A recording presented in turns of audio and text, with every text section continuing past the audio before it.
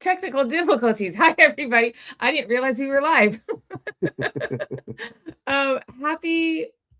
Wait, hang on. Jesse and I are sharing a. Hi, everyone. All right. We are in the same place today, starting We quick. have it right here. This is lights, right? Is this it? Okay, yeah, Yeah. you're right. Okay. Wait, no. Yeah, it is. Yes. Cool, Hi. cool. Okay. Sorry about that, guys. No music or nothing. We were just live. Well, we got right into it. Hi, everybody. Welcome back to our 96th weekly call. I am your host, Jen. And as you can see, I have Jesse with me in person. Hey, Well, everybody. I guess I am where you are. I follow Jesse to San Francisco. Yep. And it looks like few people are early. Let's go. Hey, Sasha, Rika, let's go. How's everyone's Thursday? Ours is pretty great. Well, yeah, ours is pretty good. Well, I am. So as you guys know or may know, I'm trying to figure out the lighting here. This situation is not working for me, I gotta say. Okay, no, that's not working for me. Okay, so as you know, that Jesse's been in San Francisco for I think like 3 weeks now, going on 3 weeks now. Yep. And there's a lot of really amazing events here. So we thought it would behoove us if I come join, because I'm only a few hours away. So I took a quick flight down to San Francisco, going to be here for the week. Because there's a lot of great events. So going to a bunch of events here, and there's always something going on every day. It seems like. Yeah, here, like AI, Web3 events, tech events here. Yeah, there's just thousands of startups here. I look on Luma, and maybe there's probably 50 to 100 events every week in SF or around the area. So it's pretty crazy. And next week is Human X, which is, I think, the largest AI conference in San Francisco. So yeah, just a lot of energy, a lot of crypto still here as well. A lot of people who are building in Web3 and AI. So yeah, we're going to a few different events today. We've been here. She's been here since Sunday, just going to different events all every day. So it's been good. Yeah, it's also nice to have like a lot of friends that live in the city. So because San Francisco can be a little expensive, so it's nice to thank you to our friend, dear friend of the team, Sora, for letting us crash at his place. Yeah, while we're here. So that's very nice. Nice. Oh, here you go. Chris is on stage. Hey. Hey, Christopher. Hello. Hello, everyone. My head is still being cut off right now. I'm not sure why. I was trying to fix that, but oh, okay. It's all good. We had I'm going to be fiddling with the camera for another minute here. That's okay. We had to do the same thing. We didn't actually realize that we were live. And we're just like, hang on, how do I adjust this? And then we're like, wait a second. Can they hear us? I think we were on mute, hopefully. Yeah. Anyway, are you having a good Thursday, Chris? It is not a bad Thursday. It's nice and rainy, which I guess some people like. But it makes it feel a little cozy, I guess you could say. But we've shipped a lot this week. That's a good Thursday. That's very very exciting, and it was good to see you guys. Yes. I was just telling everybody how I came down to San Francisco. Oh, nice. It's really good to see you, Chris. Wow. It's really good to see you. I was saying how I came down to San Francisco.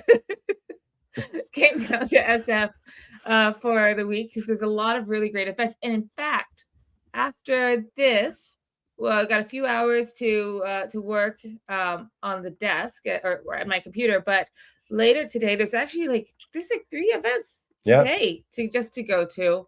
It's gonna be awesome. But anyway, let's have a nice dinner, and next thing, watch you beautiful people. Oh, that's nice. Thank you. Hello. Hey, Kwan. Hello, welcome. Namaste. Well, let's get into. We got a lot of people from around the world today. Awesome. Hi, everybody. Okay, well, let's get into what we've got going on today. Okay. It is our 96th weekly call. We are creeping up on that 100. We're going to have to do something special. We will. Or at least make it really fun. 4 weeks. Gosh, only 4 weeks this month. Yes. Our topic of the week is UpRock AI Army. And as you can see from the top right-hand corner, our country of the week is Switzerland. So we'll get into that. Actually, before we get into our agenda, real quick, did you guys fall for any April Fool's Day pranks yesterday? Oh my gosh. No, I did not. I think some bad things happened in crypto yesterday, and so much hackery is happening in AI space that I think everyone was like, "Oh, this hurts too much today. Let's just not even post any." I don't even know what one was of real. one of my buddies, somebody you guys know as well, Okay. kind of got me yesterday. He got a bunch of us actually in a group chat. So we've the boys have sort of been joshing him. They're like, "Oh, your wife is constantly getting in your way, trying to make you get healthy, and like she just hates you when you hang out with the boys and stuff like that." So anyway, he sent us a message yesterday that he decided he wasn't going to smoke cigars anymore or play golf. He was going to stop drinking entirely. And he really wanted everyone to respect him during that journey and not question him about that. And I have to say, he got me for a minute there. Well, that's as far as like pranks go, that's a pretty innocent one. I'm glad it wasn't like something that made your heart stop. It did. The day he stopped drinking is a dark day indeed. You know the person I'm talking about if you stop and think about it I for a moment. do. Yeah, is something wrong? Do you have terminal illness that we need to know about? What are you really saying? So anyway, yeah, April Fool's was good. April Fool's, I was on X yesterday, and it's just like after a while, I was like, you know what? Fuck it. I'll just come back tomorrow. I'll come back on the 2nd because I don't know what's real. Yeah. Because like reality is so out there now. It's like so unrealistic that the pranks seem tame compared to reality. So I'm like, I'll just check tomorrow, find out what's real. Yeah. I heard something like, did we actually send people to the moon yesterday? Or was that We did. That was real, right? That was real, right? Yeah, you would think of all the days to pick to start that mission. April 1st would be one where you'd be like, oh, people might not believe it after all these years. But yeah, apparently NASA has a sense of humor too. Well, yeah. I mean, it's actually a very appropriate day if you want to be serious. By the way, to be clear, before we talk about this, I am so excited about Artemis, even though blah, blah, blah. Yeah, it's all true. But I'm still super excited about Artemis. But it is kind of an April Fool's Day moon mission because they're not actually going to land on the moon. They're just going to orbit in the vicinity of the moon, which is a very important thing for the program and all that kind of stuff. But it is sort of an April Fool's moon mission because, haha, you get to go to the moon. You're like, oh, cool. I'm going to jump on the smooth surface of the moon like Neil Armstrong. And they're like, we said to the moon, not land. No, you just get to go there. You look for parking. You're like, there's no parking. You're coming home. Like, who was the third guy at the Apollo mission? I mean, we know there's Buzz Aldrin and Armstrong, but who was Neil Armstrong? Third? I don't know, and neither does anybody else. It's been lost to the times of history. You don't walk on the surface of the moon. Nobody remembers your name. Can you imagine being that close and you see two of your buddies down there, and you're just like, oh, God. I'm pretty sure he actually went on one of the subsequent missions. Oh, good for him. I'm glad he did. Got a chance. Yeah, in a Hollywood studio, right? Yeah, Stanley Kubrick. Oh, come on, Jesse. No. Okay, well, let's get into the agenda this week, guys. Yeah. Okay. We've got talk about Swiss Week. A reminder about different ways you can earn in the UpRock app. Some great news with UpRock and OpenClaw. Product updates, and then we'll wrap up and get out of here. We've got some shows to go to, and Jesse is heading out to Menlo Park. Where are you heading out to? I'm going to San Mateo for a couple of meeting some crypto firms, actually. So yeah, okay. That's all I can say about that. All right, well, let's get into it. First off, this morning, actually, just an hour, 30 minutes, an hour before this live stream, Jesse, you were on the Kaizen show on X. Yeah. You guys were talking about seeker apps. Yeah. So why don't you tell us a bit about what you guys talked about, or maybe start off with what Kaizen Spotlight is, and then what you guys talked about. So this, just an hour before this live stream, and so we talked about building for Seeker, the dApp store on the Seeker device or the Solana dApp store, how it's different than building for the Play Store, and how it's going. And so a bunch of different companies that are building apps for the Solana ecosystem were on the space and talking about their experience. And so we shared a couple of our positive experiences with it. One is, with the Play Store and the iOS store, half of our community is unfamiliar with Web3. So the way we promote it in the language you use is actually a little more mainstream. We kind of make the blockchain stuff invisible, whereas in the Seeker and the dApp Store, people are aware of what even the term DPIN means. So the way we promote it's a little different. The dApp Store, actually, if you're a developer and you're early, they actually airdropped a bunch of secret tokens for us, and it's a pretty significant amount. And so that's a huge support that's unheard of, because if you load to the Google doesn't give you money. You actually take your money, and they want your rev share, and you have to pay for ads. And this is an actual a strong niche community where you can actually the Solana Foundation supported all the developers. So that was cool. Yeah, so we talked about that. We talked about how we supporting the Seeker Claw. So you've heard of OpenClaw, which gives your agent access to your machine, your laptop, or your home mini Mac Mini or something. But there's a new product called a Seeker Claw that gives you access to your Seeker device. And right now, kind of default web fetch is okay. But if you want to do serious web work loads, like doing deep research on prediction markets, or doing research on your token that you just bought, maybe your secret token or UPT or whatever, you want to be able to upgrade to superior web skills. And you can do that very simply by using our UpRock MCP. And so I made a pretty easy instruction manual on my X feed, also on UpRock. But if you go to uprock.ai, there's a section called MCP. You click there, you say generate your key. You'll get a nice URL, simple URL. And if you have that app open, Secret Claw, on your secret device, just paste that in to the MCP section. It'll instantly upgrade your Secret Claw to actually have all these web skills, powered by the community, powered by DPIN. And so we talked about that. That was pretty exciting. And yeah, and that's kind of how it went. So great. That's always a great X space that they put together. It's been a minute since you've been on that one.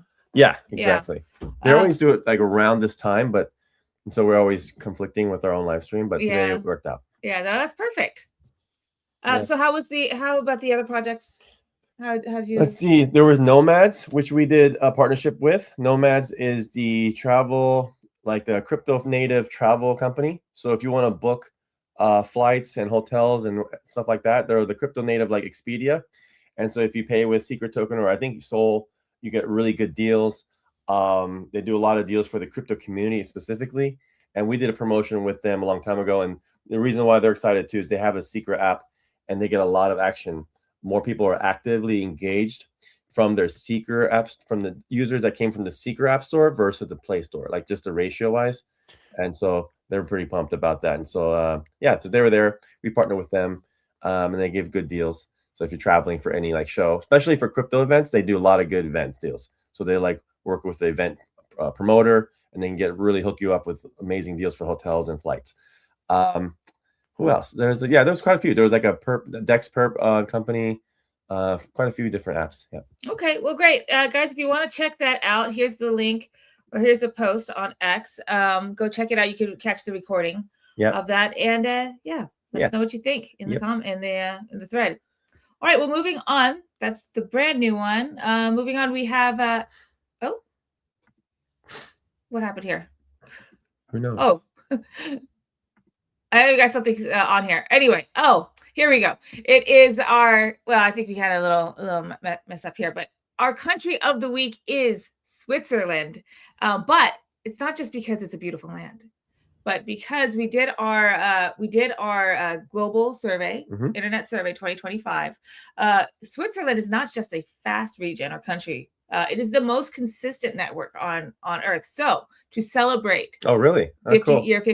Week 52, we decided to make Switzerland the country of the week. And if you are, so that means if you are in Switzerland, there you just double your earnings. There's nothing you have to do other than keep UpRock running in the background and take advantage of that really fast network you have, and get your tokens for contributing to the DPIN. There's other things you can do to increase your earn rate. You can play games, answer surveys, and refer people. Every action that you take that has a reward will include a UPTP reward as well as a earn rate boost. That boost can last anywhere from a few hours. Most of them do not. Most of them are much longer than that, a few hours to a few days. And you can stack them too. So, or you can do as many as you want. So you keep the more games you play, the more surveys you answer if they're in your region, the longer your boost lasts and the greater your boost is. So really encourage you guys to do that. You can also install the home screen widget so you can see at a glance what your earn status is if you are connected, and see what your earn rate is. I also highly recommend that you turn on notifications. So go under your account settings, turn on notifications. That way, whenever there is a disruption in your connection, we'll send you a message to just manually open the app. Again, there's nothing you have to do. You just open the app and keep it running. Perfect. Yeah. So Awesome. Switzerland, it's your turn. So they were our most precise, like fastest speed. I didn't know that. Most Well, no. consistent. So what we meant by most consistent. So I saw this. So as some of you guys know, we hired a data analytics company to help us interpret all of this, and they came up with this, and this was an interesting one. What does it mean to be the fastest country? Because there are some countries. Is it what is the fastest average speed? Is it what is the fastest median speed? Is it how many people are like it's like 90% have this or that. So what was interesting with Switzerland is Switzerland was the country that had the least variance over average speed. So essentially what that means, to maybe make it a little bit less mathy, is that it wasn't the country that had the absolute highest average speed, because that can be skewed, especially in smaller countries where you have a few people that have super fast connections and then a bunch of people with slow connections. Those few super fast connections can really skew the results.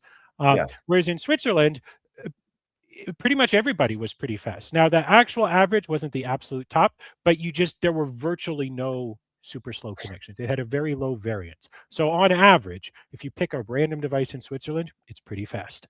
And that was a very interesting metric to pull out of it. And I think it's interesting because obviously this is not at the top leaderboard list for some of the other countries and regions that people talk about. You'll sometimes see people say, "Oh, a region like Hong Kong," or a country like some place like Luxembourg sometimes gets up there and stuff. But those come with two caveats. One, they're tiny, and two, they tend to have a lot of variance. It's mostly fast except for when it's really, really slow. Whereas Switzerland was just nice, consistently fast. Very Swiss in a way, right? What are the Swiss known for? Trains that run on time, precision watches. The internet is reliably fast. And that's the key there. It's like that precision, like a Swiss watch. So that was an interesting take on this. And that's why we decided to rank it that way, because if you're using UpRock to perform data tasks, that's actually what you care about, that kind of thing, right? For most of the things that our users are doing, what matters isn't the absolute maximum speed. It's that consistent everyday reliability. And so that's why we collect this kind of information. That's why it's useful to break it down that kind of way.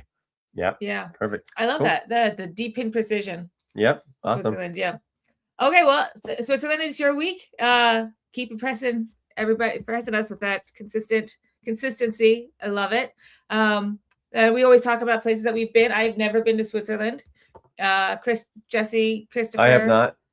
You have, of course. Switzerland's great. Absolutely Imagine great. so, yeah. Yeah. I'd love to go. I would love to see it. Yeah. You probably, I feel like you have half the countries of the world off your bucket list now. What do you think? I mean, it depends how you define a country. As you guys know, roughly. There is debate, but my number is 3 digits. 3 digits, nice. Wow. So talk about decentralization, decentralized Chris. I broke the 100 mark not long before COVID, and then boy, COVID started, and then we had kids, and ever since then. So that was what. Guys, I hate to break it to you, COVID was 7 years ago. And I'm into 2019, technically, but more like 6 years ago, practically. But I have barely traveled since then. It's just sort of been back and forth between, where we work. But I haven't really done much, or hardly any travel like before. But yeah, no, I'm just reminiscing, it's almost exactly 6 years, because I remember it was like March of 2020, and I was on a trip back from South Asia, spent a couple days into Japan with our colleague there, and then like on my way back, it was all this stuff about, maybe there's going to be a travel ban, and it was probably just maybe like the 20th or late March, something like that. It's like, oh, maybe Yeah. there's going to be a travel ban or this or that. And I'm like, huh, well, good thing I don't have any travel booked for like 3 weeks, but I'm sure by the time that May rolls around, I'll be, rolling again. And boy, that was, that didn't happen. Nope. Yeah. Nope. I remember the night before the world stopped. There's a nice steakhouse here in Seattle, and they had to clear out their refrigerator.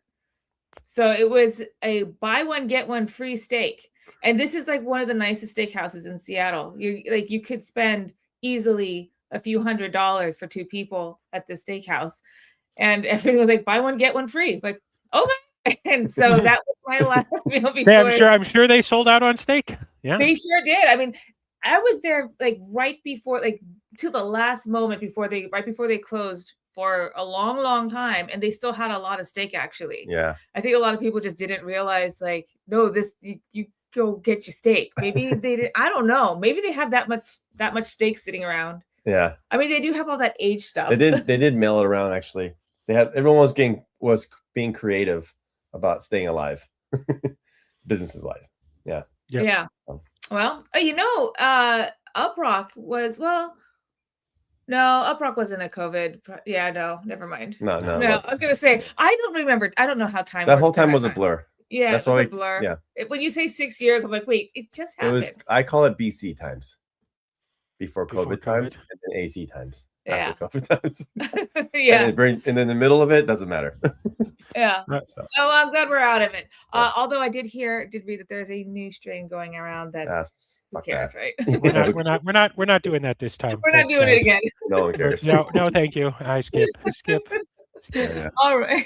Well, let's go into something that's more exciting and more fun than boring old COVID, and that's different ways you can increase your earnings with UpRock. And we just talked about this a second ago, about Switzerland.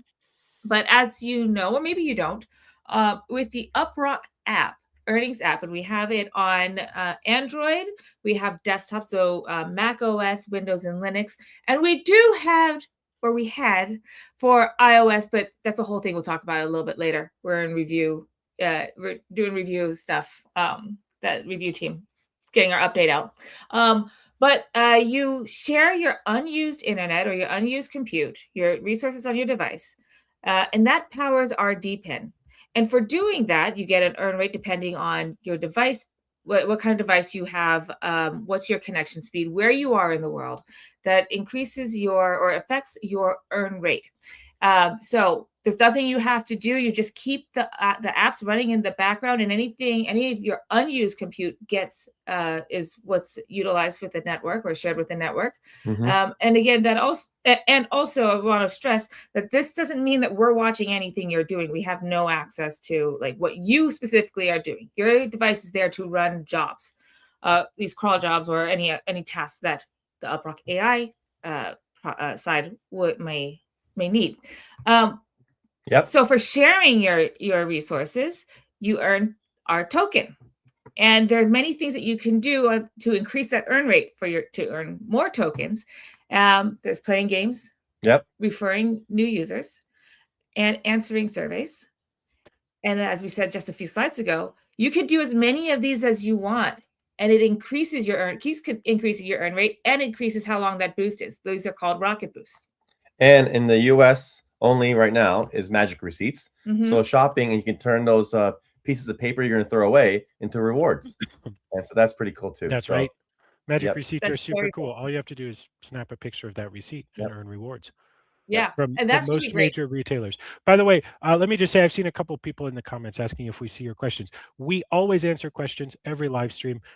We usually wait until the end unless something is really relevant to what's going on. So stick around. We will answer your questions. Yes. We did see the comments. So I just wanted to let you know we saw them. Thank you, Chris. Thanks. So there's like you said, there's magic receipts. That's super great. I took advantage of that during the holiday season. Yeah. But right now that's only in the US. We're looking for more partners that can expand to Canada, North America, or elsewhere. I'm not sure how. I don't know how much that's used elsewhere. Very popular. I think we'll probably get Canada and the UK Yeah. Maybe some other European countries. That is one thing that's probably not going to roll out worldwide, just because there's not as much of a demand for that data in other parts of the world right now. And this is actually an interesting one. There's probably an interesting business around this. There probably is a demand for that data, but because there's nobody who supplies it in a consistent way, there's no real way of finding out who the customers are. You've got a chicken and egg problem. Heck, now that we have the engine working, maybe we start trying to look around for a few more countries and see if there is a demand in those countries. But anyway, that's longer term. But for now, it's out in the U.S. It works great. Right. Yeah.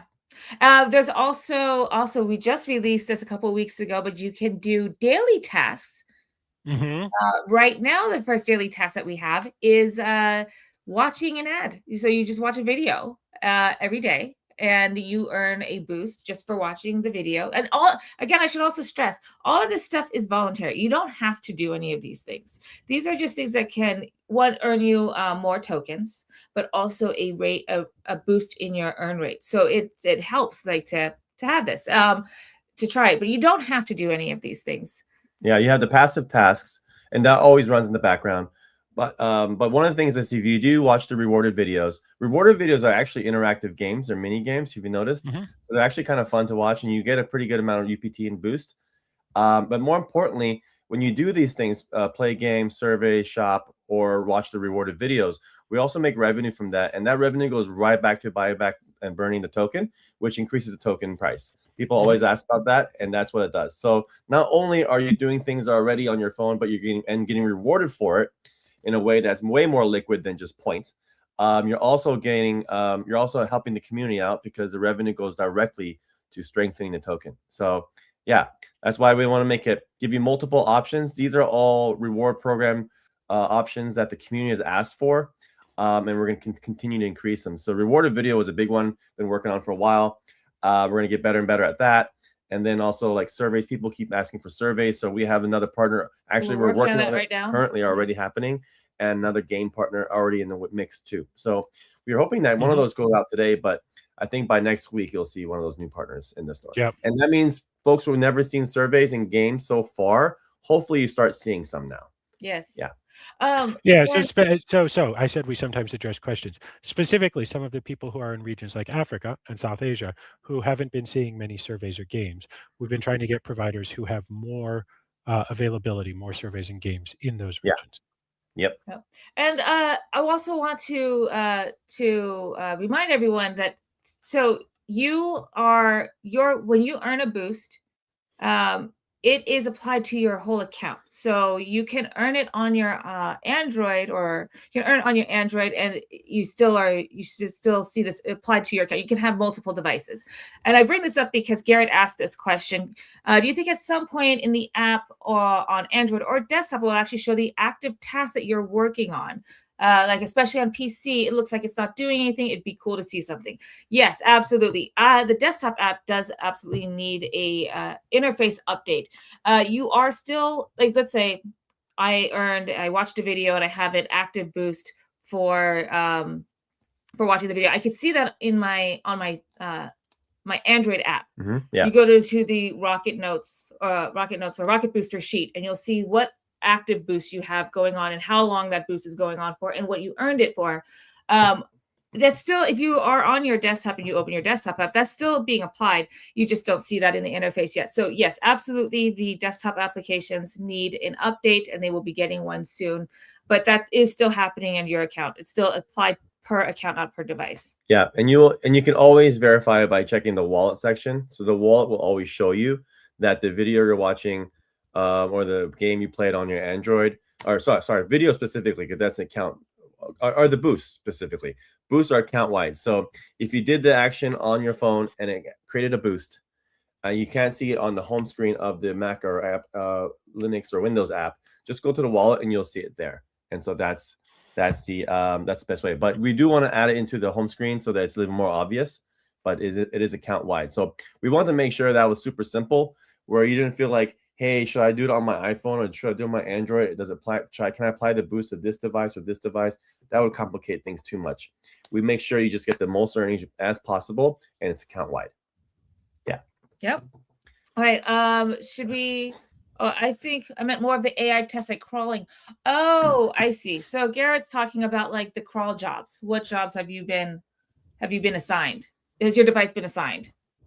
Yeah. Like So what tasks? Oh, so you'd like to see an easier list of.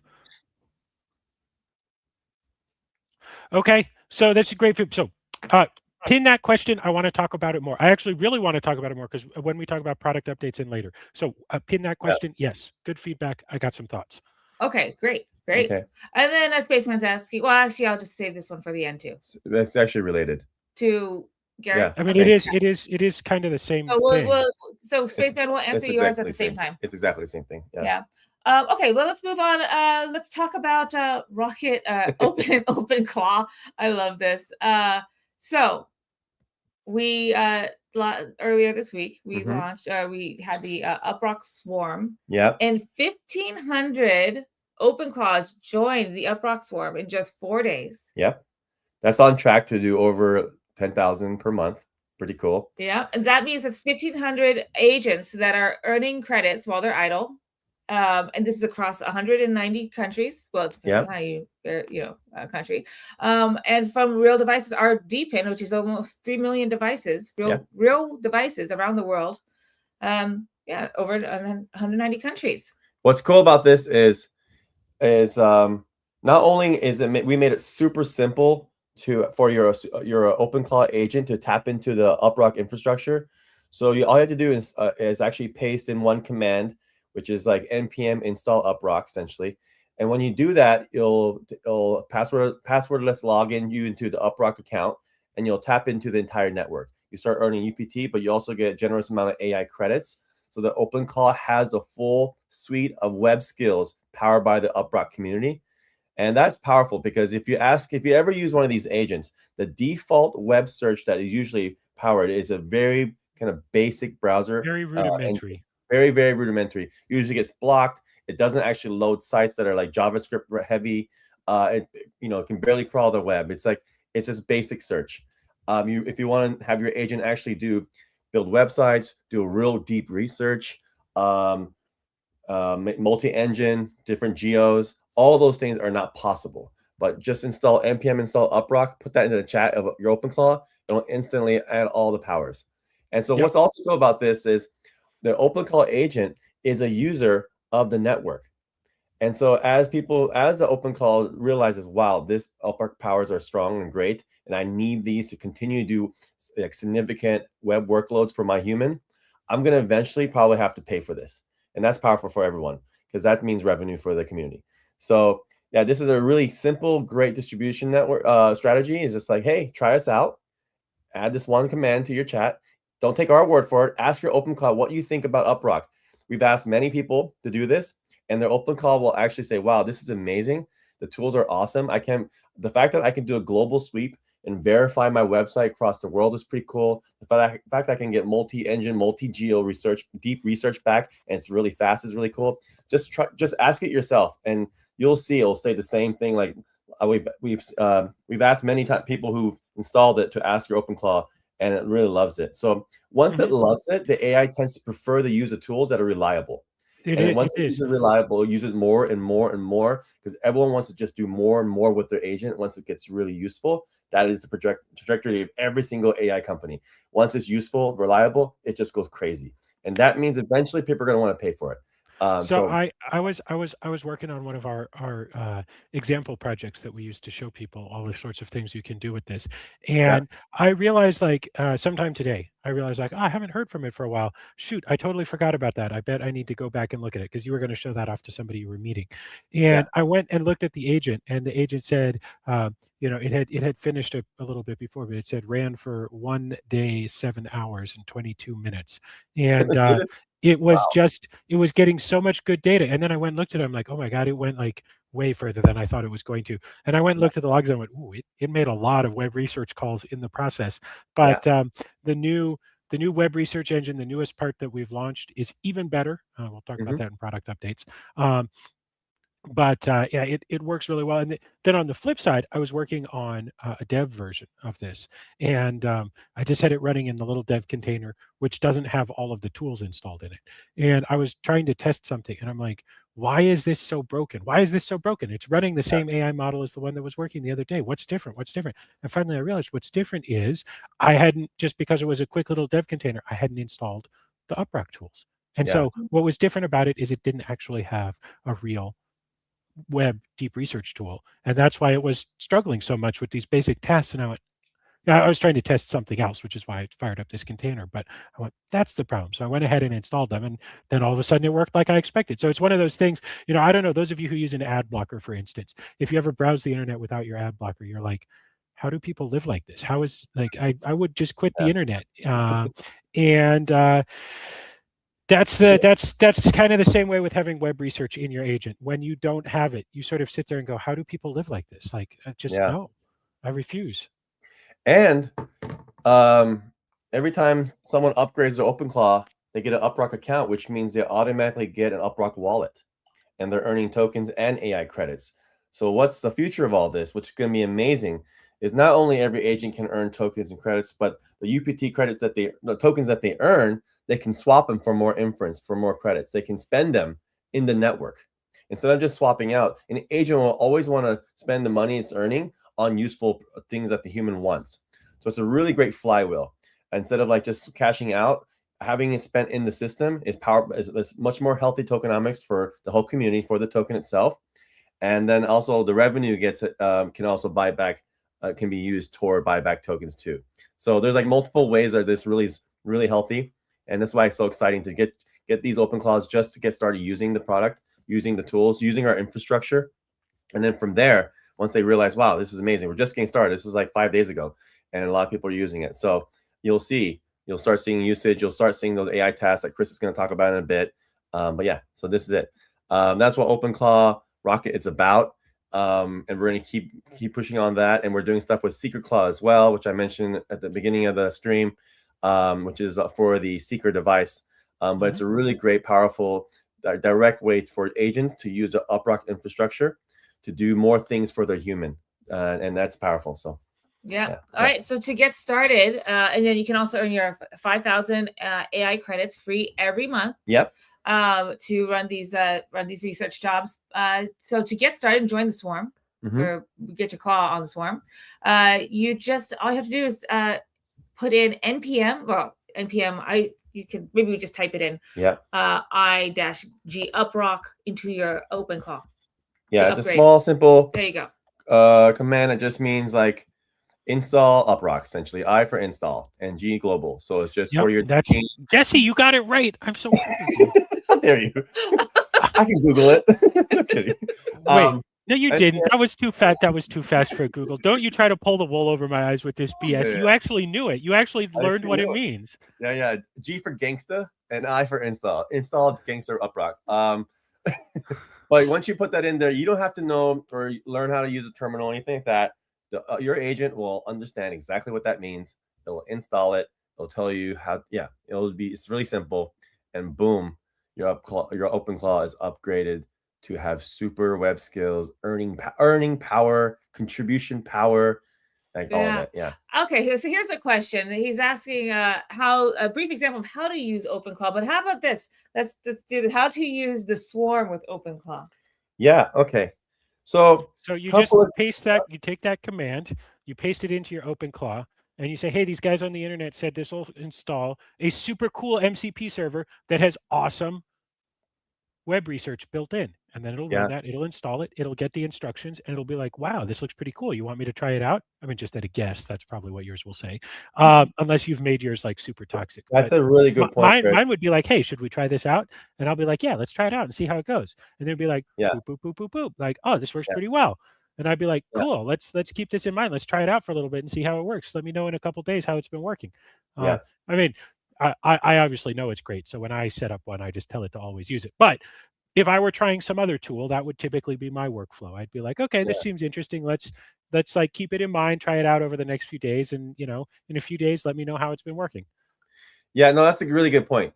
That question you're asking, hey guys, is it possible? Give a brief, you can literally just type, give me a brief example on how to use UpRock with OpenClaw once you've installed it, and it will give you amazing use cases. I've done it myself, and I'll say, or just say, hey, what can I do now? Now that I've upgraded with the UpRock network, what can I do now that I couldn't do before? And your OpenClaw will explain to you exactly what's possible now. And then let's say you're, I don't know, whatever you're trying to do with your agent, whether it's like if you're in crypto and you're looking for alpha on a prediction market, or maybe you want like a daily brief on a token, just like, hey, summarize what's happening in the world that might affect my token and give me a brief every day. Or maybe it's maybe you're building a website or whatever it is.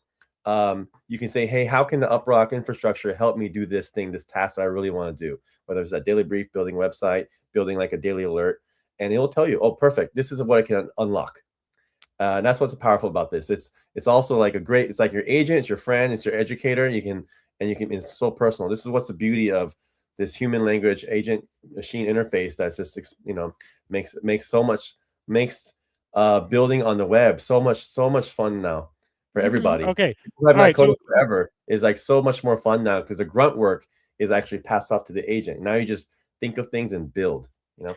So, all right. So a couple people followed up with a similar question and or maybe saying that we misunderstood the first question. So they were saying like more like, where do you get a claw? Where do you get a claw type agent? So the answer to that question is severalfold. First of all, if you're quite technical and you like this kind of thing, then just literally set up OpenClaw into YouTube and you will find, and I'm probably not joking, 10,000 videos explaining it. It's been very popular lately. That having been said, if you start watching them and your eyes start glazing over and you realize that you don't have an extra Mac Mini sitting around to set it up on, or you start seeing somebody who's like, well, actually, sorry, I didn't pronounce that right. Actually, you could use a cloud VM for this. All you have to do is go sign up at Hethner and then buy this and then log in and do that. We got you covered, Booze. We got you covered. Sit tight. Within, I don't want to say an exact date, but I'm gonna commit within this month. Within this month, it's gonna be as easy as hitting a button in UpRock. Because we are bringing this. The reason we made it installable is we know that this has started as this thing that a lot of people are setting up. So right now you have to have let's say the most canonical way of setting this up is you have to have a spare Mac Mini. You have to set it up with a bunch of special software, hook it up to an AI provider, set it up. Ideally, really set up some firewalls and some limiting on it so it doesn't run away with itself. It's a pretty complex process. But we're going to make it super easy for everyone. We've already been testing this internally. Inside our own team Slack, almost all of the team already have their claw. And in fact, the way I've made it in our team Slack is kind of funny. I've put our names at it, and then afterward, I've put the word claw instead of its last name. So you can message me, or you can message at me claw. I can message at Jesse claw, and so on. And one of the guys on the team managed to get a couple of our claws in a chat together and tried to like make them argue with each other about something, which was kind of funny. Fortunately, they were very well behaved. But anyway, for anybody who's asking like, hey, how do I get this, whatever, if you're into the do-it-yourself kind of thing, then I encourage you to set it up yourself. It's a fun learning experience. If you don't have the extra hardware sitting around, if that all seems like a lot of work, just hang on there. We're bringing it. It's going to be great. But that's also why we released it and we made it possible for people to install. We know that some people are going to want to run their own. So, hey, we make it possible to install a client just for that. But for the probably majority of people who just want it to work and don't want to worry about running their own, it's coming right to the app. Yeah. See that in Rocket Chat, it says, nothing to see here yet. Check back soon. That's where it's coming, guys. Oh, so, yeah, that's right. It's live in the app today or the website. You can go sign up to be on the first wave of Rocket Chat. So we're going to be rolling it out probably like 1,000 or 2,000 activations at a time, every couple days, probably. Hopefully we can roll it out that fast. It might even be more like 1,000 or 2,000 a week because this is compute heavy. So we got to make sure it's stable and is working well for everybody. But so he says I'm out. Check my no Mac Mini. That's okay. So like we said, if you have UpRock installed, it's coming to you. We simplified, abstracted away all the complicatedness, and you don't have to go buy a $2,000 machine just dedicated to this. We spent a lot of time making sure that it can be accessible to everybody in the UpRock community, and it's going to be by default powered by the DPIN and UpRock community as well. So just out of the box, a lot of the super web skills will just work. You don't have to reinstall or no messy configs, no setup, no credit card. You just try it. So excited about that. Yeah. Yep. So cool. Okay. Okay, well, let's move on. And we'll get some more of these questions at the end. So if you have more questions, keep them coming and we will answer them towards the end. Let's get into some product updates. Before we get into Christopher, Christopher, what you want to talk about, we'll just do some quick mobile updates and then we'll move on. Sure. Yep. Absolutely. Mobile updates. Just a reminder, we have a handful of new badges that are coming. 2 of them are out now. That's the 1K Club, and that's the badge you earn for when you have earned your first 1,000 UPT through contributing to the network. And that's just just a badge to have. So that's a great one. We'll add more to that, more milestones with like earn your first, I don't know, whatever. We'll think of different milestones for this club. But that's the first one of it. So if you once you earn your 1,000, you get that badge. Cool. The next one is First Steps. That is out now. That is when you first install the UpRock app and you have taken the onboarding quest. You see that in Rocket Notes, and it's just really kind of telling you what UpRock's about, what DPIN is. You just answer the questions real quick, and then you get that badge. That's your First Steps badge. Cool.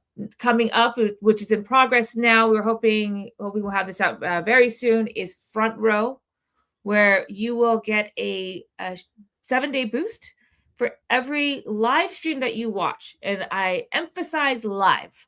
So you want to tune into the live stream and you'll get an instruction at some point during the live stream where you can claim your badge, and it will only be you can only claim it for a short period of time. But this is to reward you for watching us live. Yep. And if you miss one, it's okay, because our intention with this is that for every live stream, we will have an opportunity for you to get this badge. You can get this badge multiple times. Each badge comes with a 7-day boost. So get your badge and check in for the next live stream to keep it going. And then lastly, there is roll call also in the works, where you will you check in the app every day and hit some milestones, and you will get a roll call badge depending on the milestone that you hit. Yep. And that obviously makes it even easier because if you just go do the daily task, then you're automatically using the app, so you'll be earning roll call as well. Yeah. Very easy. It is coming to iOS too, but we can talk about that in a second. But yeah, it's always for mobile.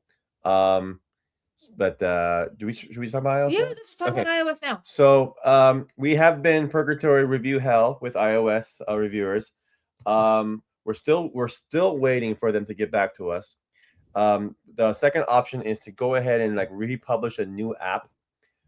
And so what we've decided to do is, instead of wasting any more time, we're going to go ahead and create a pre-registration process for the new app, and which will allow us to get pre-registrations before we can actually publish it. Because we need to build up install base and get reviews and all that, because that helps us be discovered in the App Store. Because once we do this, we lose all the ratings and stars from the original listing, which sucks, but we can build it up again because we've done this many times. So we're going to do that. We're going to do it for the next 2 or 3 weeks.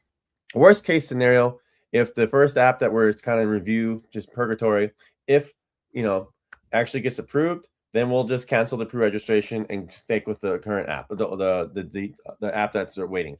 If during that process, like for some reason they say, no, sorry, this app has changed too much, you still need to just upload a new one, then at least we've already done it. We've already set up things. We're getting pre-registrations, and finally, the app can go back into the App Store. So our goal is to actually get it out in mid-April, maybe second and third week, but that's the plan. So we're not going to wait any longer. Like we're not, we don't want by May still has no Apple App Store. That's what we don't want. We want to get this done in April. So that's where it's at. Yeah, that's know what? It's not unique to us. I mean, maybe the length that we've been in review purgatory is, I don't know, maybe is unique. But I read a couple of weeks ago that even Twitter, Nikita Bear was saying, hey, are you guys noticing that it's taking a long time to get your iOS apps updated or updates out? It's actually faster. It's taking longer to get approved than it is to build new features. That's what he said. And so it's not unique to us, although the length maybe we are in the we're in a club that we don't want to be a part of, but we'll see. Anyway, really hope it resolves itself more favorably, but if not, we have a backup plan. Yeah, have a strong backup plan. Yeah, and so that's the plan. And it's like by the end of this month, before this month ends, our goal is to have it out no matter what, whether it's the current old app that's in review hell, or we'll just upload a new one. Yeah, okay? yeah. But all these new features that we're building, it is happening. We're also doing it in tandem with iOS. It's just not getting approved. It's not getting published. That said, so that's iOS. But as I said earlier in the stream, the desktop apps definitely do need a interface update. So that will be coming soon too. We'll work on getting those up to speed with the mobile apps. Yeah. And speaking of like systems that are messing with us, I actually did get on a call with the X actually with Twitter, x.com's Twitter. This is interesting for the folks who are on the stream. They actually converted their entire X platform and their ad platform, and it broke a bunch of stuff. And one thing that it actually broke was actually the audience and engagement for every company who's been building your live streams. As you guys might know, people who've been watching with us and tuning in every Thursday, we started actually growing pretty good, sizable community on X. YouTube is growing, but X, it was actually several thousand, sometimes 5,000 or 10,000, and then all of a sudden drop. You might see that. And I actually got on the call with them on Monday, and they said, yes, you're not the only one. A lot of brands are saying the same thing. A lot of companies, a lot of streamers are saying, yeah, something happened, guys. Like things are just breaking. And so that was really good to know, because I was like, are we crazy? Like we actually had like what's happening here? So I think that's helpful, and that's why we're gonna we have badges with the live stream as well. So that's a good update that we're gonna do to just continue to grow the community and make sure, like, we're just checking in, like not take things for granted. And if something seems wrong, we ask and fix it. So yeah. Yep. So Spaceman asked about first steps. Is it for new accounts? It should be for any new fresh install or new account. But at the moment, you do a fresh install. If you don't see it, you could do a fresh install of UpRock, and you will see it in your Rocket Notes, and then you can take it again. But yeah, it's for some of us, because we've been with UpRock for so long, or you've been with UpRock for so long. Obviously, I have too, because from the beginning. But that makes sense. If you've been with us for so long, so you're probably going to see that because you test with us often. You're one of our internal testers, so you'll see that often in a Rocket Notes. It's that the card that you always see in the very beginning. So if you missed it, you probably already answered it, because you just did a test. You tested for us last week, so you'll see it again next fresh install. Okay, cool. Okay, let's see. Anything else before iOS, before mobile apps, before we move on? I think I saw one of the things that I think we have made some updates to UpRock.ai. Some of the billing and usage pages have been updated. We talked about this before. I think most people who are tuning in are more excited about the consumer app updates and the app updates as well. But I think if we see more questions with the .ai, as we make the tools more useful for everybody, because right now the .ai is more developer centric. You have to know what the terms of MCP and API and CLI tools mean. But as we, as it should be. That's where we're selling. Yeah. That's where we're selling the network that we've all built together. That's where people are coming to buy it. So if I guess I'd say is, if you know what OpenClaw is already, you should be using UpRock.ai, for AI. If you just want access to great tools and, of course, games and surveys and earning opportunities just by having the app installed, then you should go to uprock.com, com for community. So that's why you'll notice sort of a difference in tone and level of complexity and all that kind of stuff. If you're hardcore using the tools, if you're a developer, go to AI. If you just want to earn and also get access to great tools that are like easy to use as we roll them out, go to com. That's it. And so I think for AI updates on the live stream, what we'll do is just we'll just do like quick ones where it impacts the community. So like say, hey, how many people have signed up for the creator program, for example? We have had a few people DM us and ask us like, and so that's going to be we're rolling out approvals for that. So people have, if you're an influencer, you have a YouTube channel, TikTok channel, and you want to make great content around AI, agentic AI, and the web, and how to earn with agents, definitely sign up. So stuff like that will update you.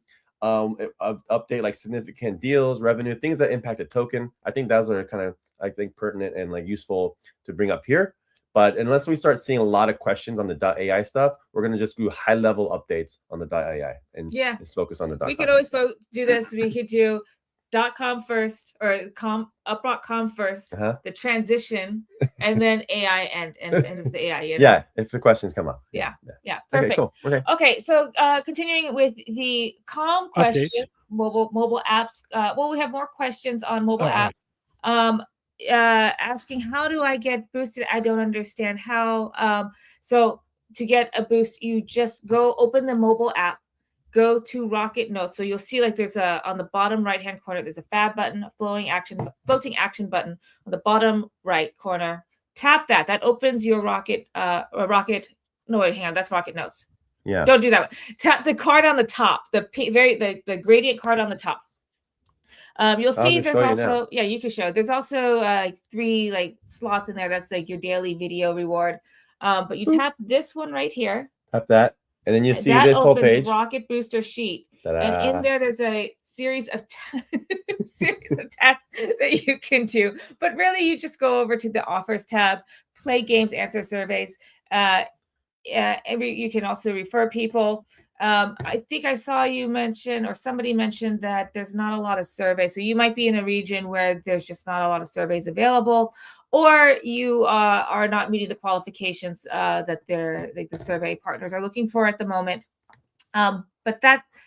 So we know that happens. So we are actually, like Jess said earlier, we are actually in the process. We're integrating a new survey partner and a new games partner. So if you don't see anything in your area, you will hopefully start seeing them soon, as we have these new partners we're onboarding into the app. But that's how you get your boost. Yep, exactly. Just do the active tasks, which is like passive tasks is just contributing your unused compute.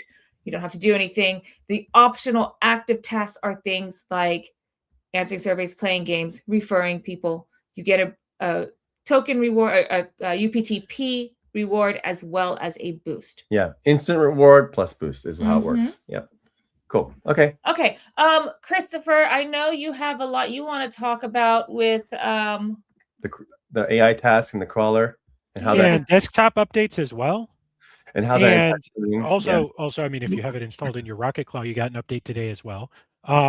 You guys tell me, you think we're ready for those parts of the updates? Yeah, I mean, AI tasks are going to be what's going to drive so much of our engine and revenue and token earning boosts and all of it. So yeah, I think that's go ahead. Right, well, let's start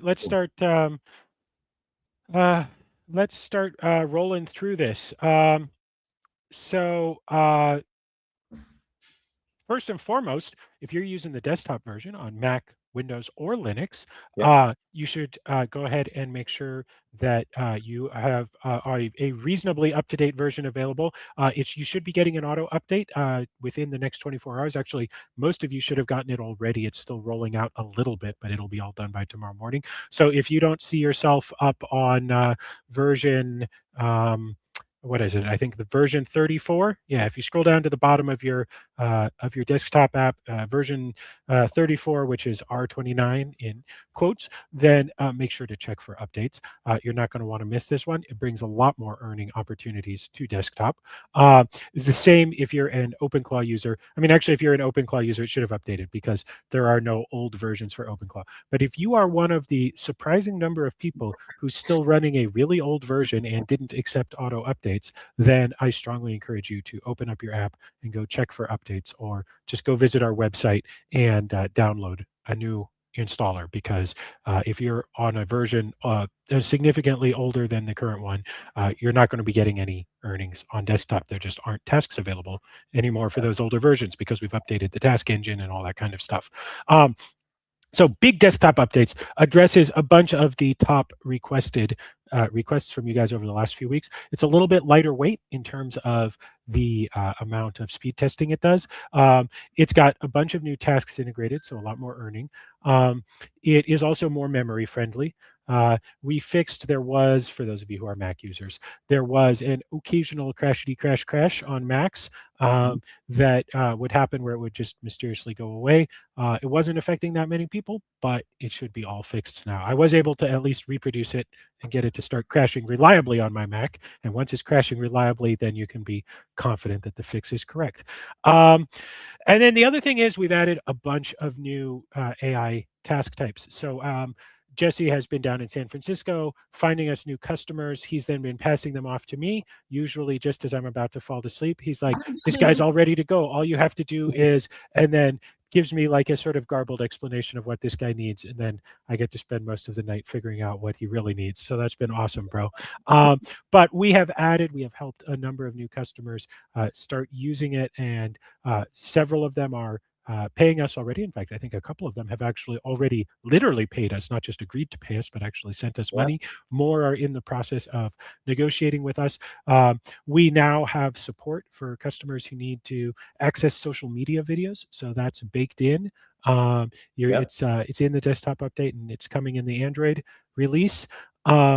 We also have, I think, mentioned more surveys and stuff coming as well. And then we've also just made the task engine lighter weight. So it will now use less compute time, especially on your phones, which is great. It's always been one of our top priorities to to be very respectful of your device and to always keep working on using the least amount of CPU, right? Because less CPU means less battery, less network means less battery. So just to always be as efficient as possible. So we found a couple of things in exactly how the tasks were being scheduled that was suboptimal.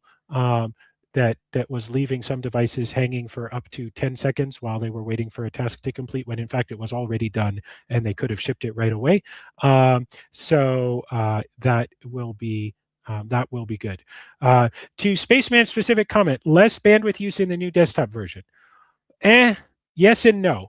Less bandwidth use on those unlucky days when there's no work to be done.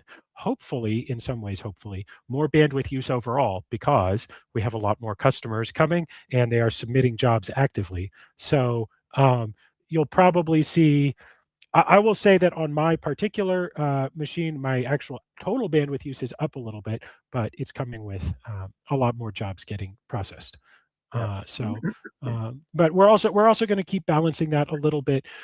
One of the things is just trying to adjust the amount of speed testing. And one of the things I've built now that helps a lot is that some job types, not all job types, but some job types are implicitly a speed test as well. So if the job contains enough network activity that we can actually determine how fast it was, like in a big statistical model, then we don't need to run an extra speed test. We do still need to run a certain amount of speed tests because we need the speed testing data for the speed reports and for the speed customers and stuff like that. But to the extent that we can combine that, where we can say like, okay, we actually have enough speed tests from your ISP for today, so we don't need specific speed tests for that ISP, but we need to know, like, more broadly what's going on in this network segment or whatever. Some of the task types now are capable, sorry, I'm misphrasing myself. Some of the test types now do enough work and have better measurements built in, so I can actually derive from them how fast it was and that your device was really sort of mining effectively. And because of that, then I don't have to schedule another speed test. Right. Yes. Spaceman, to your specific question, why does desktop use more bandwidth than mobile? Because desktop connections are typically a lot faster than mobile, and so properly characterizing those takes more bandwidth. But that having been said, in the latest release, I changed, if you look deep in the debug logs, you'll see there's a couple values, R3 and R4, which are coefficients that are used in computing like a bandwidth curve. I have changed those to hopefully require less bandwidth most of the time. And I'm going to keep watching it. This was something that I didn't really realize that was bothering people. For me, I have a bunch of computers. They run all the time. I don't really worry about how much bandwidth they do, but I'm blessed to have a pretty fast internet connection without any data caps on it. So for me, that hasn't been an issue. Yeah. For other people, the last couple of weeks, you and a couple other people specifically said to me, like, man, we wish the desktop app wasn't using so much bandwidth. So I took that as a challenge, and I went and I really looked at it. That's why we have combined jobs now, jobs from which I can compute a speed. I did some statistical analysis on all of it. I changed a couple of the coefficients, and I will continue to keep an eye on it. I also, the big thing, I added some extra statistics around that that we're collecting now. So I will be able to better tune that in the future. So this is my first pass at tuning. If you're still not happy with it, then, get the fuck, no, just a joke. If you're still not happy with it, then tell me about it. Yeah. Yeah. So, well, and so I get your point. You don't earn a lot more UPT despite the fact that it consumes a lot more bandwidth. That's a good point. So desktop apps now, actually, we have some customers who need the extra power of desktop, who even want desktop devices. And so there are now a lot more earning tasks for desktop. So that's the other thing. You should see desktop earnings starting to really come up now. So that should also hopefully make it more palatable. Yep. And there's new task types coming to both desktop and mobile in the current release and in future release. I've got a build running right now. You guys probably saw me look down a couple times because the build got stuck the first time, so I had to unstick it. But yeah, so a lot more usability for desktop now. And I will continue tuning that to try to make it not too heavy and all that kind of stuff. So the real thing is, if it's something like that isn't working, you got to tell me, as you have, and I will work on it. So there's better monitoring for all of that. Yeah. Then the other thing, let's see, looking through some questions here. As more people sign up for UpRock.ai, as more OpenClaw agents actually Rika, don't you dox me about the PR. What? Yes, I made a PR for Rika during the live stream. I didn't think you'd notice it. I thought you were watching the live stream. That's funny. But all those so things are ramping up on the site. More and more people are signing up every day. We got customers inbound that are actually asking, hey, I can't believe how many actually live devices you have worldwide. How can I get started right away? I want to pay you now. That's literally messages we get. That's like product market fit now is awesome compared to what we had last year. Really is. That's one of the best things you can get. You can hear from a customer. It's a strong, awesome signal for product market fit. So plus every agent that signs up or upgrades their OpenClaw to using the UpRock infrastructure is actually a customer. And that's scaling. And so this is all just from launching our UpRock.ai just a little over a month ago. So people are actually starting to pay. Customers are going through a lot of the companies who are really experts at what they do, and they actually use other tools, and those tools aren't working for them, or they're getting blocked. They come to us and they just kind of like wowed about how huge the network is. And a lot of them are working with some custom code that we need to provide. So it's a little more hands-on onboarding. But they're really great learning experiences, because when we make it a great job for them, everything we learn to really make the workload just smooth for that company, then it's going to get even faster and better for the next company that comes through. So yeah, that's why it's like every company, we're really figuring out are the actual use cases out there that people are willing to pay for, and we're getting good at that with every new customer that's onboarding, and then we're able to close deals faster and make the site actually more usable as well, because we'll be able to just really adapt the site based on people actually using it and paying for it, which is how you want to build things. So, Yep. So yeah, it's been great. Jesse has been right. There have been days where he will introduce us to more new customers than I can physically respond to in the day. There was this one guy who literally sent the message. Jesse introduced me to him on like Tuesday, and I'm like, yep, sounds great. I'll work up an example for your use case and so on. And the next morning I hadn't gotten to him. He was just like sort of at the bottom of my list, and he's like, no, but guys, like, I'm ready to pay you. What do I have to do? That's a great place to be in. So now we're really trying to train up some of the rest of the team to have a good playbook to help onboard customers, because right now a lot of that falls to me, and then that takes me away from actually working with the rest of the team to ship the product. So we're working to get more of the team, get a good playbook for the common use cases, add more self-service tools to the AI portal, but a lot is coming. I saw a question that just came in about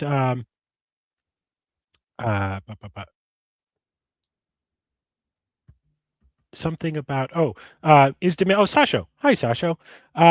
You know what? It's not football season, it's basketball season, and my Arizona Wildcats, Arizona, are going to the Final Four to play Michigan on this weekend, where, as is probably typical for the Wildcats, it's going to be a hard game, but fingers crossed. That was the question? No, that wasn't the question. I just saw Sasho, and we talked about sports. Right, so anyway, Sasho's question was specifically, well, is mobile still the place to be, or is desktop? So mobile is still the place to be, but this week and probably next week, you're going to hear more about desktop updates, because we finally have some customers who have a real desktop use case, and we've finally made enough improvements to the desktop engine to run a lot more tasks through it. And so now it's sort of, let's say, catching it up a little bit. There's been some tasks that it can do, but it hasn't been getting as many. A lot of our customers very, very much wanted the mobile devices.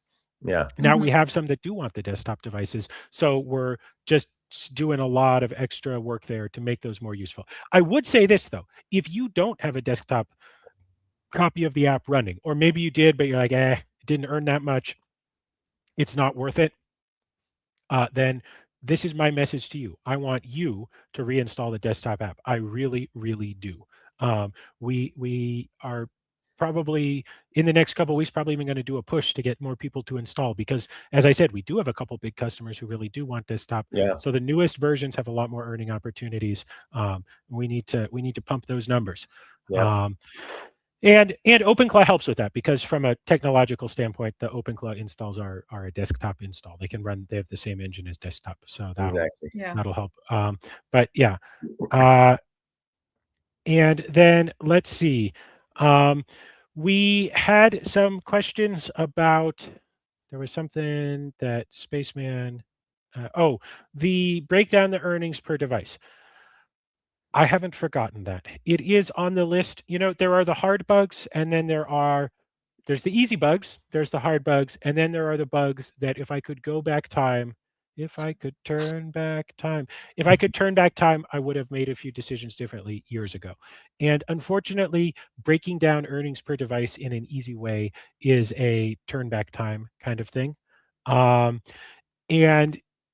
that doesn't mean it will never come. I do want to be clear. Doesn't mean it will never come. I hear you guys, but unlike some of these other ones where, how much bandwidth does desktop use, I can turn some knobs to kind of adjust that and try to still get good data.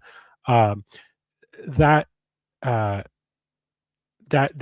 would take more work. And we will get there, but it's going to take some real redesigns in the actual wallet engine itself, because right now your UpRock wallet is kind of tied to your account and not to your device. And at some point, so I mean, just technologically, for those of you who are thinking about it, at some point we're going to have like, if we wanted to do earnings per device, we would have to have like a surrogate wallet that's per device that are all sort of tied, or sub accounts of your main wallet, which, when I say it like that, it doesn't sound so bad, but that's just baked very, very deeply into a lot of the earning code and other things. So that will probably not be coming very soon, but I haven't forgotten it. Yeah. I do not, Drew, have Cher's turn back time outfit. First of all, I would have probably had to kidnap Cher for that, and that would have upset my wife very much, because she's excited. Cher is apparently touring again this fall. Who knew? She's immortal. That's crazy. She's 100 years old, I think. So apparently I'm going to have to finally go see a Cher concert with my wife this fall. That's what I hear. But anyway, let's see. Let's do the first one here. This is new. We are improving it. So wait, why don't you say the question out loud for sure. Everyone's just listening, not watching. Do you know the new ads feature is cool, but it has some glitches. And he's reporting that if he tries to claim the 3 ads, it does the 3 rewards. The 3 rewards. But they I'm sorry, I got the mostly add 2 most of the time. Also, the booster is the same. So it's basically a little glitchy. Thanks for letting us know, though. So we will report with the team and Elena, who actually spearheaded that. And yeah, we'll just check it out. Yeah. Also, But if you she also already has some updates for it merged, so that may fix some of these. She's also been working on other providers for surveys and other things, which are getting very close. Sadly, we had what appears to be a great provider. We think they've got amazing inventory. Sadly, they did not have amazing developer docs, and it was an extremely painful process of kind of reverse engineer. yeah, well, it wasn't exactly reverse engineering. I mean, they were helpful, but their answer was just sort of like incoherent. I think they like have one really good engineer, but he only knows like a certain language or and like a certain platform that they integrate with a lot. And so he was able to sort of help us conceptually, but not specifically. But I think we've got it. I think we've got it licked now. Yeah. So thanks for letting us know. There are still issues. You can always submit a ticket or go on Discord. And but yeah, if you come in next week and it's still an issue, let us know. We'll look into it again. All right, great. This is, well, since we're still talking about the mobile apps, Garrett asked, is there this latest version of the Android app on Google Play, or are there newer versions on GitHub? It's on Google Play. Always on Google Play. Yep. Or Secret App Store. Well, even to that, it's usually on Google Play before Seeker, because you can, if you have a Seeker device or a Saga, you could get to the Solana App Store and you could get there, but usually it's always going to be. Although I will say lately it's sometimes it would be a couple days later on Seeker, but the Seeker store has gotten a lot better. Because in the early days of the Seeker store, you sort of had to ping them to get the final publication part done. And so sometimes, if it was a weird time or they weren't around, but they've gotten that a lot. They've gotten that a lot. Blah, blah, blah. They've gotten that pulled together a lot better now. So that goes out a lot easier. Yeah. All right. Moving on outside of the mobile apps, Amit asks where I can get the burn data. And for that, we always recommend heading over to uprock.com/tokenomics. Yeah. So all your questions about everything that's going on with the tokenomics are right there. We've because that page is not just like text documents. That has updates once or twice a day with on-chain data. If you want even more up-to-date data, just follow one of the links there to a chain explorer and you can really dig into it. But we have a script that updates that periodically, so you have an easy place to see all that data. That actually is a good place. So we had a lot of questions on the burn wallet. So several of those, you should always just like that. We're pretty transparent. That page answer is like how much is getting burned every day.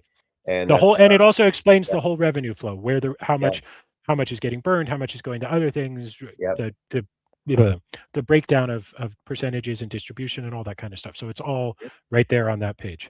And you can actually just screenshot it, and if you have ChatGPT, okay, can you explain this to me? And it will. But we hope the page actually explains it well. If not, you can always just screenshot it. It's actually a really great, useful tool to do. Screenshot any site and just drop it into chat, and your ChatGPT or whatever preferred tool you use will probably just be a great way to educate you on it. So. Amit also asked about or mentioned about listing on major exchanges, and I thought this would also be a good idea to remind everybody that MEXC, we were on MEXC, which is not a major exchange, but we're on MEXC, but we removed ourselves. We asked to be delisted. So if you have any tokens on MEXC, UPT tokens, we recommend, or we encourage you to please withdraw. And I would do that right away. They weren't right away. It just wasn't worth it for us. So there is a on my X feed, I just posted something from Solana Floor, I think. A big trend right now is almost half of the demand or half of the transaction in the Solana space is coming from the DEXs, and it's increasing. It's overtaking the centralized exchanges. So there's a real question about, in the future, are exchanges actually worth it for a lot of tokens? Because they actually are extractors and fee collectors. For most of them are. There's only a handful that are still really worth it for liquidity pools and for the attention. The rest are just dumb. Our current exchanges are great. They followed through. This is why we didn't want Mexi, but the rest are good. They actually follow through on marketing. They say what they say they're going to do. They're supportive. They don't actually cost us a lot. They don't have some like weird fee structure that just costs us actual money that we could be using for product development or just buy back and burning. But we're gonna have to evaluate now. So I think the good thing about this is exchanges are gonna have to be way more competitive for any token to care about them. Honestly, and especially now because the AI marketing tools are getting better and better. So if the exchanges are like their web marketing tool is kind of stupid and they're like web 2 and they're just dumb, and you actually can't, you don't even know what's happening. It's a black hole. You give them money, you don't know if they actually showed up. They put banners, they don't really communicate. Most of them are like this, except for the view very, very top. So the very, very top tier one, we are always engaged with them. We have channels with Binance and OKX and KuCoin, and the Korean exchanges are still really great by a bit because they're just a lot of active traders. And so those are hard to get in for everybody, even for folks who've been around for even longer than us. So we will always work on those. But the rest of them, I don't know, just not really worth it. We've got, you know, by and large, we thought the exchanges we were getting on were pretty good, and exchanges that were willing to work with us, understand our community model, understand that this wasn't something where we were going to front tons and tons of cash, because, you know, our cash goes back to buy back and burn, not to exchanges. And you know, the Mexi thing, it was an opportunity that came up. We did that for, gosh, more than a year, right? And starting last summer, the relationship went downhill. And then, as we said a few weeks ago, we told them we're out, we're done, bye. So that's how that worked. But our other exchanges, all the relationships are still positive. We have been, we even supported one of them a little bit recently, and so we're gonna plan to continue those. And of course, you know, if the day comes where we have enough revenue that one of the Uber tier 1 exchanges is willing to list us, then we would almost certainly go through with that. And just also a reminder, all Solana tokens are available on Coinbase. Yeah, you can actually. Also go on Coinbase. That is correct. Yeah, on Coinbase. Yeah. The fee's a little bit high compared to just buying it direct on Jupiter.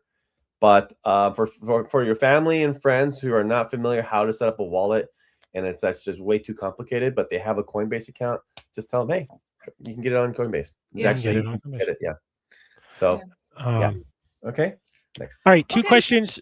Two questions that are sort of related. So maybe we'll show Spaceman's version of the question, but Garrett, this I think is to your version. So Garrett essentially asks, "Okay, can I see the AI transactions that my device processed?" And Spaceman specifically said, "When are the AI transactions coming back to the list?" The answer to that question is very shortly. And in the time when you haven't seen them, they will all get backfilled. They may not appear exactly in the right chronological order. They will probably all appear as a big block all at once. But I will let you guess why that might have to happen. But suffice it to say, every earning transaction is still in a log, but some of them did not get attributed to people. So I know which device had which transaction, and I know which account is which device for every intervening transaction, but we need to play back some of that to get them all back into your logs, individual logs. So that will be happening. I really was hoping actually to get it done before live stream today, but it's going to take several of us to get it done, but we are going to get it done. We have every transaction there, and we just need to play them back into the right logs. Yeah. All right, great. All right, well, I think we have one final question, one final question before we can call it a day, or unless there's more. Unless any more come in. Well, I'll just answer one really quick. That is an easy answer. Can I earn in Pakistan? Yes, you can.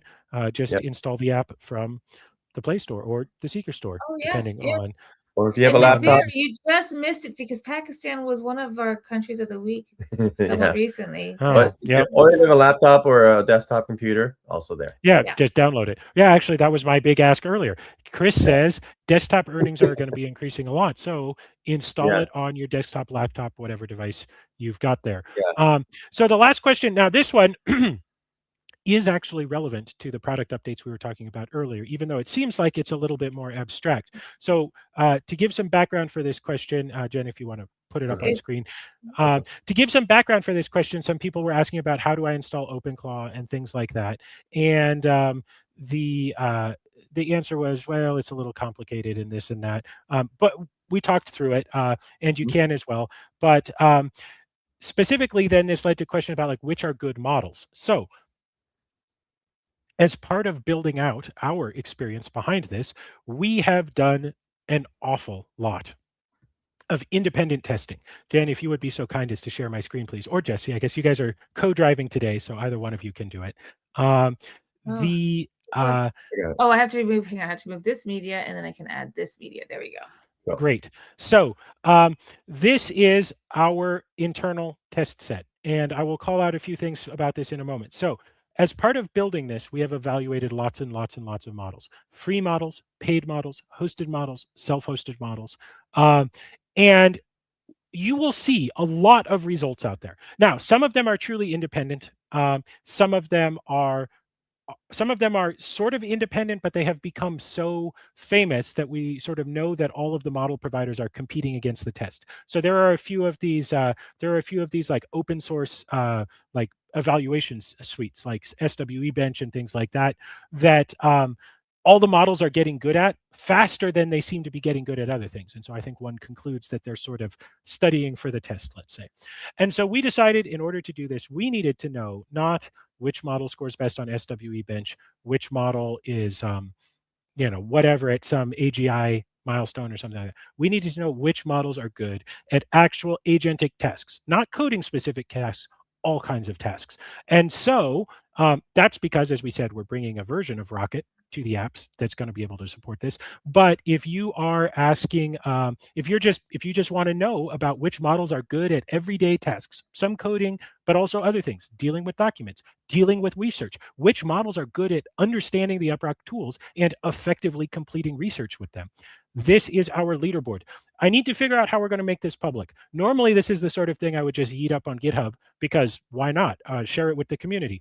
But, and here's my concern, if I do that, then all of our actual sort of test questions will be on GitHub. And then the model providers, either intentionally or unintentionally, will accidentally hoover all that up, and it will become part of the training data, at which point it won't be a good evaluation anymore because all the models will have already been trained on our questions. So this right now is something that I will just call out a few things that I think are very interesting. Now, you will also notice this list does not contain any of the super expensive frontier models. There's no Claude Opus in here. There's no Gemini Pro. There's no GPT Pro.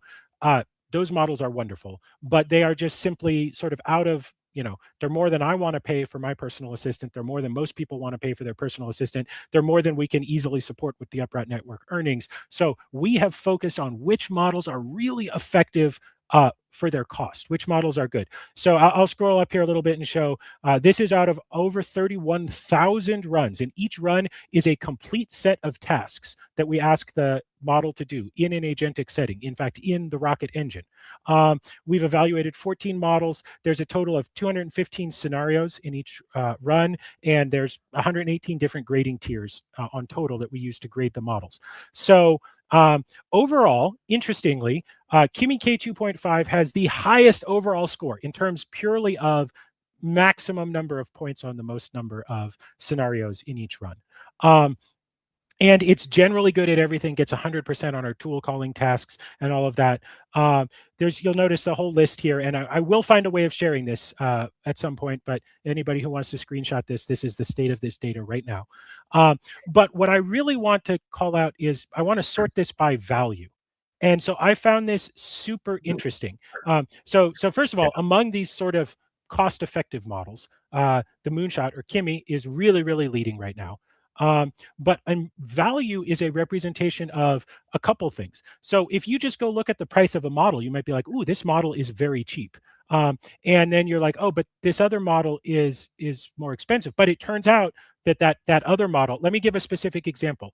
DeepSeek is very cheap and uses a lot of tokens, but it is actually beat on the value rankings by GPT 5.4 Nano. And the reason it is beaten on the value rankings by GPT 5.4 Nano is because GPT 5.4 Nano is very concise. It completes the tasks without a lot of extra thinking and tokens. And as a result, even though in the naive sort of view of this, it might seem like it's a little more expensive, it's actually the highest value model in the list. It is shocking how good this model is. And when you look at its overall score, okay, it's kind of down here, but it's still really, really good. By the way, my personal model, despite all of this, the one I am personally using right now is Grok 4.1 Fast. And I will also say, even as I am showing you these value rankings, on the next version of this, you are about to see 4.1 Fast jump up a lot in the value rankings, because what I realized is the way we were running the tests against it was causing it to run without any token caching. And so as a result, it was using a lot more tokens than it really should have been. So I believe that in the next version of this, it will come in number 2 in between Nano and DeepSeek. Is where it will be with proper token caching enabled. It was a newer addition to our list, and so we didn't have token caching working correctly. I guess an additional thing that I would say with regards to all of this is whatever tools you are using, ensure that they are doing token caching correctly. That is the single biggest thing that determines how expensive, in terms of how long you wait if you're hosting it yourself, or how much you pay if you're paying a cloud provider. The single biggest thing that determines it is if token caching is correct. By the way, if all of this is making your eyes glaze over, don't worry. The version that comes in UpRock, you don't have to think about any of this. We've already done over 31,000 runs of the test suite to figure all this stuff out for you.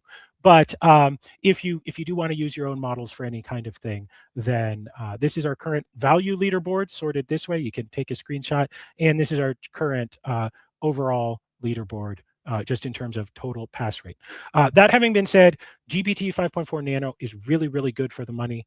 And I'm talking about here being able to complete like significant amounts of work for just a few dollars. It is, I think, based on my own testing, sort of cheaper than hosting it yourself. Now, there's a hand wave around that, like, yeah, if you have the hardware in your house, then the cost of, cost of the power is pretty low. But if you looked at like, hey, what kind of GPU would I have to buy in order to run one of these models like Llama 4 Scout or Qwen 3 or something like that, versus, how if I bought the GPU for that and I paid for the power for 6 months versus just paying for GPT 5.4 and not have to mess with anything, GPT 5.4 Nano is actually cheaper.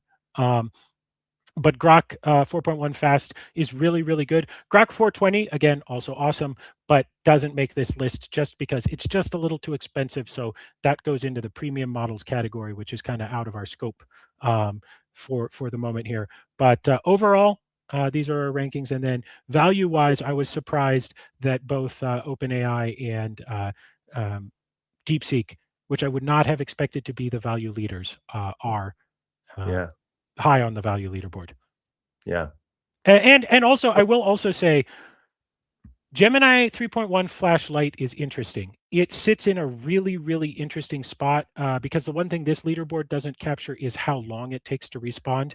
If you just don't like waiting around and you're willing to spend just a little bit more, Gemini 3.1 Flash Lite is a really sweet mix because it is, I believe right now, the like number 2 model, only behind its stablemate Gemini 2.5 Flash Lite in terms of how fast it responds. And it still gets a really good overall ranking at number 3.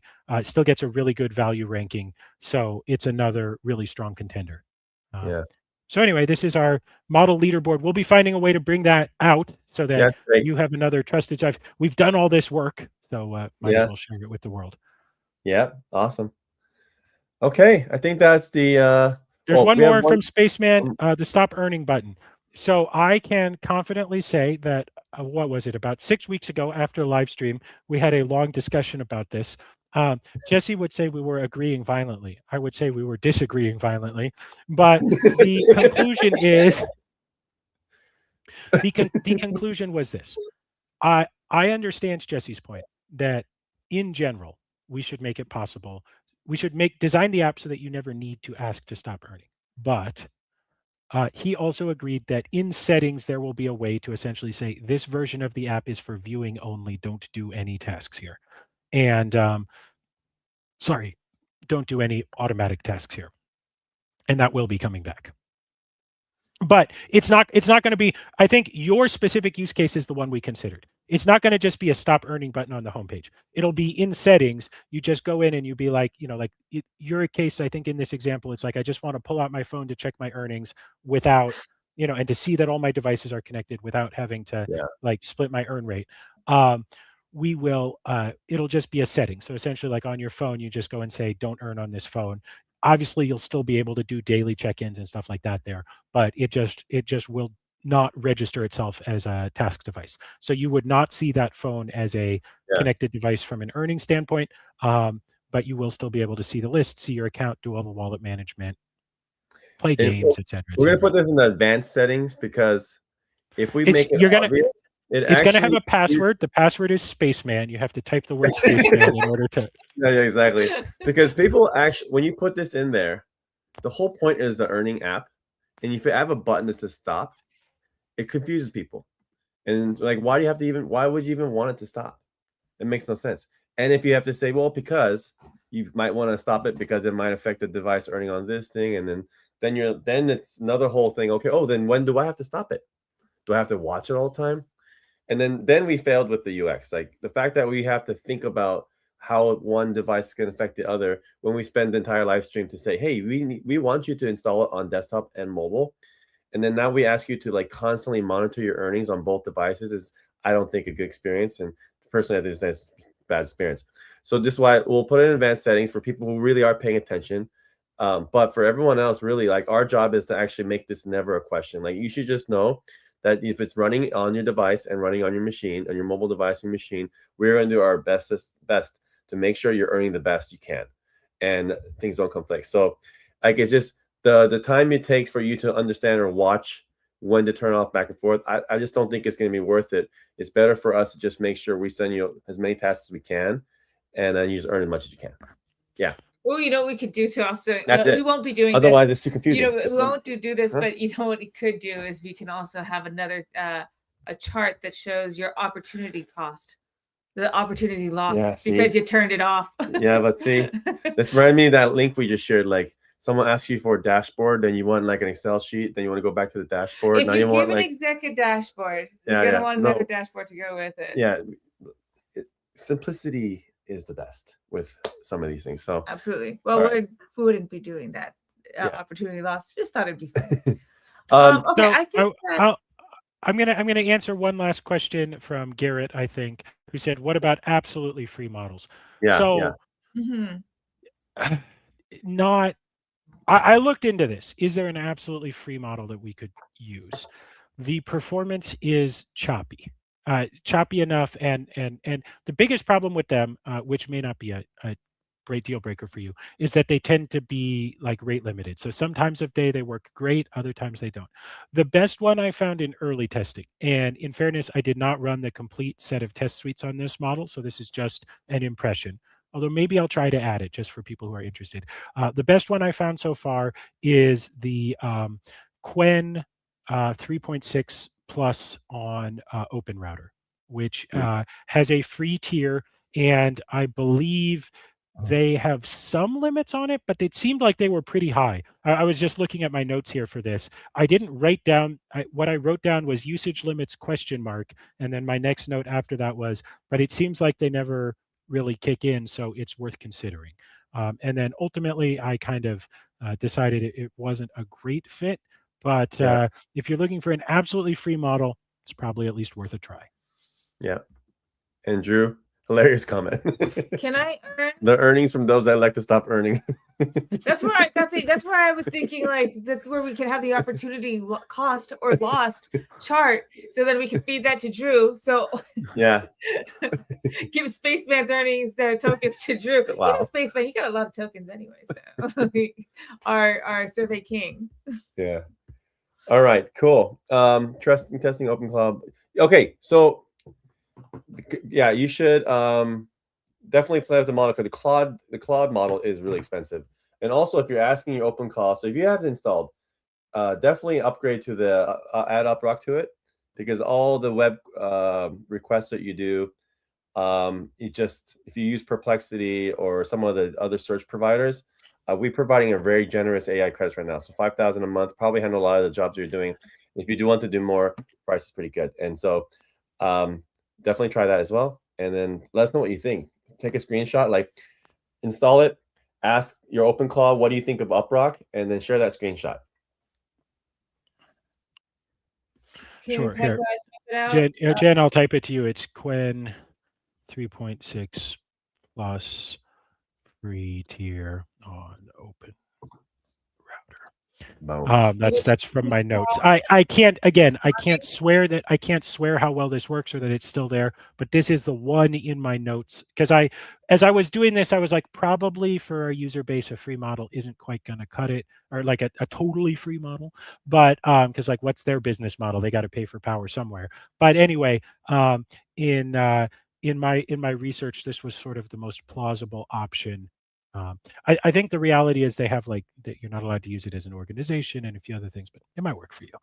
Yeah. That's Chris's like internet research thing. But the other thing you can do if you get it working and it works just well enough in order to drive the UpRock Web Research API, set it to find you a better model, like continuous self-improvement. Yes. Use the free UpRock credits we give you to do web research to get it to find a better model. And you can even have it evaluate the results of multiple models.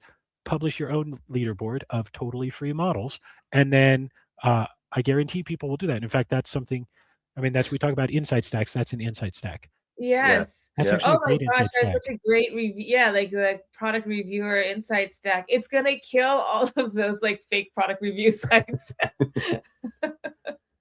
All of those ones that are actually owned by the product. They have the. I mean, this is actually such a good idea. I'm going to write it down in my notebook. Yes. Okay.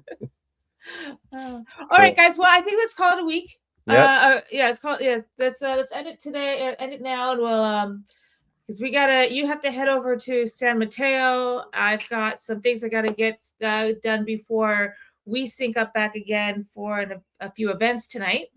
Yep. And if you're for some reason in San Francisco and going to the Human X convention, which is the largest AI convention, apparently it's the largest. They always say that, but it's next week, and we'll be there and walking the show and making deals. So if you're there, let's chat. All right. So, yep. Okay. All right, Christopher, why don't you sign us off? Yep. So as always, everyone, have a happy Thursday. Thank you for coming to spend your Thursday with us. I really appreciate it. I realize for some of you, the last, good heavens, 40 minutes or so may have been a little bit nerdy, although I love it. Like, this has actually been super fun that people brought their questions. Obviously, we do the live stream to focus on the things that are most, to the product updates. This is our weekly stand-up for the team. But like any good stand-up, sometimes Chris has a lot to say about a particular topic, and all you have to do is nerd snipe me with an interesting question like this, and I make a totally unplanned screen share of an unshared internal dashboard about my 31,000 runs of evaluating models. I'm just so happy somebody looks at this. I share this with the team, and nobody great. even comments on it. And I'm like, you know what, y'all mothers, you know how hard Chris Claw worked on building this entire test suite. And by the way, there's a long story. We'll talk about this more another time. But anyway, just this. Thank you for spending your Thursday with us. Oh my God. Chris, you don't see the dashboard I see right now. He has a ton of new sounds on his dashboard. I actually see now what Jesse sees, and he's got a bunch. We're actually kind of lucky. We've been getting off kind of easy that he hasn't been using these. Yeah. Oh God. All right. Yeah. Anyway, so thank you everyone for spending your Thursday with us. Thank you for indulging me in a fun, nerdy talk a little bit at the end here. It's nice. Obviously UpRock tries to meet our whole community where they are. And we know a lot of you just like to use great technology. You like to earn rewards. You're going to love Rocket because it's easy to use. But some of you are also more technical, and I love being able to get deep into the weeds on some of this stuff as well. So I hope everybody has a wonderful Thursday. Have a great weekend. Thanks for spending your time with us. A few weeks from now, it will be our 100th live stream. I don't know what we're doing yet because, as usual, we're too busy building code to have actually talked about that. But Suraz will be on something. Suraz will do it. Yeah. There's definitely going to be a badge. Yeah. It's got to be a badge. Yep, for sure. Yeah. Cool. Okay. All right, everyone. Have a great weekend. All right. Cheers, everyone. Thanks. Jesse, play us off, sir. Yep. Bye.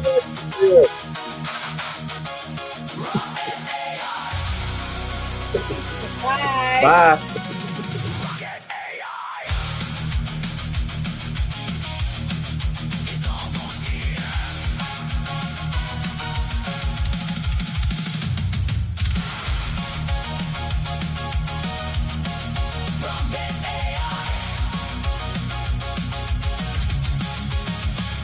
From the black and grid awakes below, a signal born when cold winds blow. Millions of nodes that swarm alive, feeding the fire that